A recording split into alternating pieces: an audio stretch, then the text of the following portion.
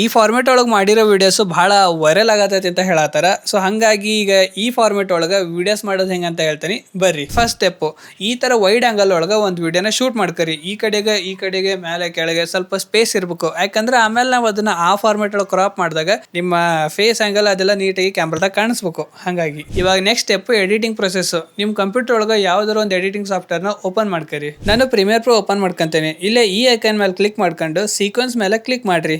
ಇಲ್ಲೇ ಸೆಟ್ಟಿಂಗ್ ಒಳಗೆ ಬಂದು ಫ್ರೇಮ್ ಸೈಜು 5120 1080 ಇಷ್ಟಿಟ್ಟು ಟೈಮ್ ಬೇಸು ನಿಮ್ಮ ಒರಿಜಿನಲ್ ವಿಡಿಯೋದು ಫ್ರೇಮ್ ರೇಟ್ ಎಷ್ಟು ಇರುತ್ತಲ್ಲ ಅಷ್ಟಿಡ್ರಿ. ನಂದು ಒರಿಜಿನಲ್ ವಿಡಿಯೋ 25 ಫ್ರೇಮ್ ಐತಿ, ಅಂದ್ರೆ 25 FPS ಐತಿ. ಸೊ ನಾನು 25 FPS ಇಡ್ತೀನಿ. ಸೊ ಇವಾಗ ಬಹಳ ಈಸಿ ಐತಿ. ನೀವು ವಿಡಿಯೋ ತಗೊಂಡು ಈ ಟೈಮ್ ಲೈನ್ ಮೇಲೆ ಡ್ರಾಪ್ ಮಾಡ್ರಿ. ಇವಾಗ ಇಫೆಕ್ಟ್ ಕಂಟ್ರೋಲ್ ಒಳಗೆ ಹೋಗಿ ನೀವು ಆ ವಿಡಿಯೋ ಸೆಲೆಕ್ಟ್ ಮಾಡಿ ನೀಟಿಗೆ ಅದನ್ನ ಅಡ್ಜಸ್ಟ್ ಮಾಡ್ಕರಿ. ಅಷ್ಟ ಸಿಂಪಲ್. ಇವಾಗ ಅದನ್ನ ಸೇವ್ ಮಾಡ್ರಿ.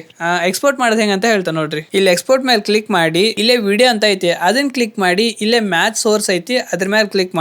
ಇವಾಗ ಮೋರ್ ಅಂತ ಕೊಟ್ಟು ಫುಲ್ ಕೆಳಗ್ ಬಂದ್ರೆ render as a maximum depth and maximum render quality ಇವೆರಡನ್ನು ಆನ್ ಮಾಡ್ಕರಿ, ಅಂದ್ರೆ ಟಿಕ್ ಮಾಡ್ಕರಿ. ಮತ್ ಇನ್ನ ಸ್ವಲ್ಪ ತಳ ಬಂದ್ರೆ ಇಲ್ಲೇ ಬಿಟ್ರೇಟ್ ಎನ್ಕೋಡಿಂಗ್ ಇರ್ತೈತಿ. ಇದನ್ನ CBR ಇಟ್ಟು ಟಾರ್ಗೆಟ್ ಬಿಟ್ರೇಟ್ 20 ಇಡ್ರಿ.